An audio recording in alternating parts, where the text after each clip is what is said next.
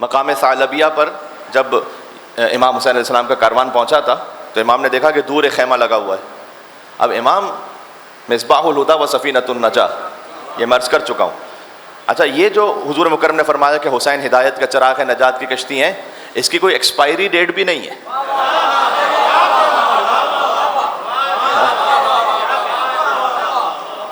ایسا نہیں کہ حضور نے فرمایا کہ ایک سرٹن زمانے تک، ایک مخصوص متعین مدت تک حسین ہدایت کا چراغ ہے، نجات کی کشتی ہیں. نہ، جب تک یہ سارا نظام تکوین باقی ہے امام حسین علیہ السلام ہدایت کا چراغ ہے، نجات کی کشتی ہیں. بلکہ ایک حدیث ہے، میں کبھی اس کو ریفرنس کے ساتھ آپ کو تفصیل سے سناؤں گا، کہ حتیٰ میدان محشر میں امام صادق علیہ السلام نے فرمایا ہے کہ اہل محشر کی 1000 صفیں ہوں گی، 1000. ان 1000 میں سے ہم اہل بیت سب ملا کر ایک صف کی شفاعت کریں گے، 999 کی شفاعت اکیلے حسین ابن علی کریں گے.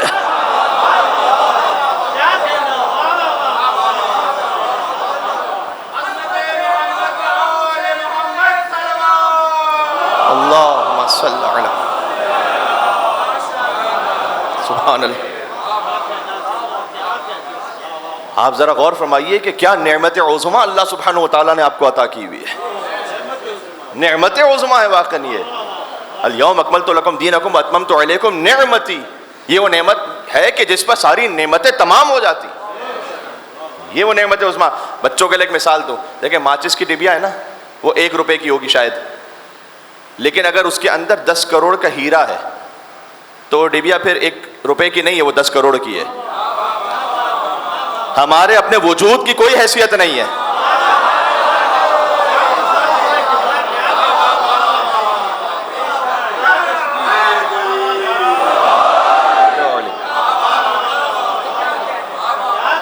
ہمارے اپنے وجود کی کوئی حیثیت نہیں ہے. ہم خطا کار ہیں، گناہ گار ہیں، خاطی انسان ہیں، لیکن چونکہ اس 1 روپے کی ڈبیا میں حسین ابن علی کی ولایت اور محبت ہے،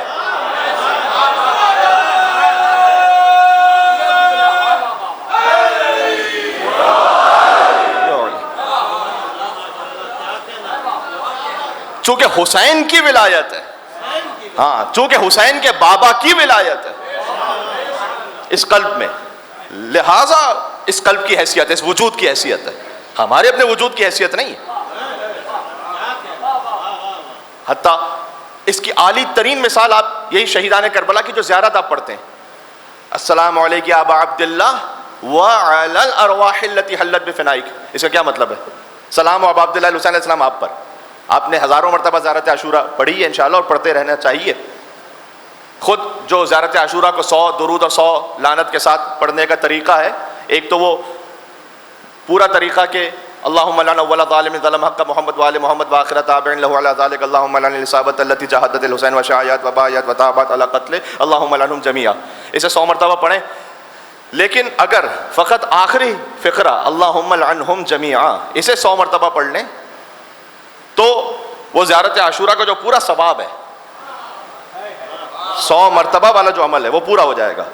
اسی طریقے سے السلام علیک یا ابا عبداللہ وعلی الارواح التي حلت بفنائک علیک منی سلام اللہ ابدا ما بقیت وبقی اللیل والنہار ولا جعلہ اللہ آخر العہد منی لزیارتکم. پھر السلام علی الحسین وعلی علی ابن الحسین وعلی اولاد الحسین وعلی اصحاب الحسین. یہ فقرہ 100 مرتبہ پڑھیں. اگر ہو سکے تو عشرہ محرم الحرام میں کم از کم 1 مرتبہ اس 100 درود اور 100 لعنت کے ساتھ آپ زیارت عاشورہ پڑھیں، 1 مرتبہ کم از کم. امام نے ضمانت لی ہوئی ہے.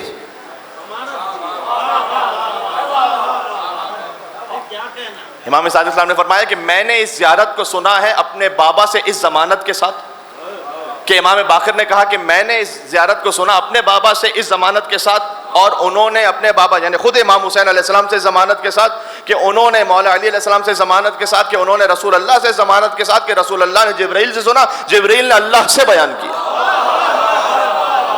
سبحان اللہ. حق یہ بنتا ہے یہاں سے وہاں تک ایک پرزور حسینی صلوات بے دیا محمد و آل محمد کا.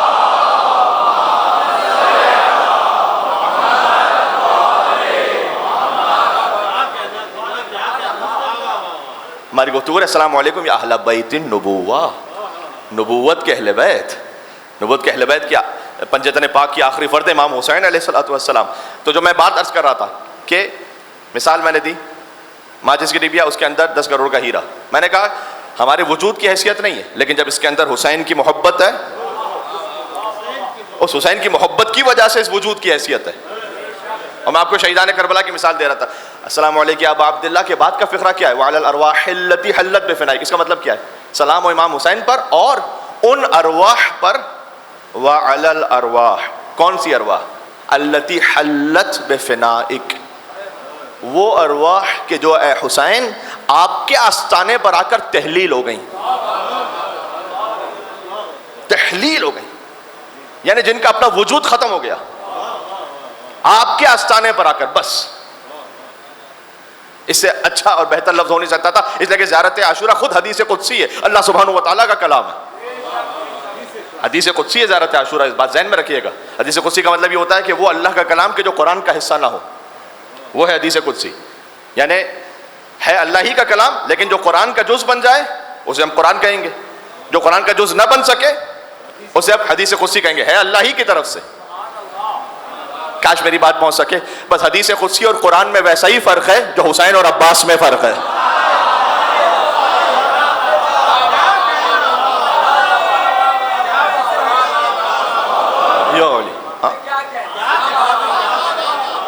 حسین قرآن ہے، عباس حدیث قدسی ہے، سمجھ لیں.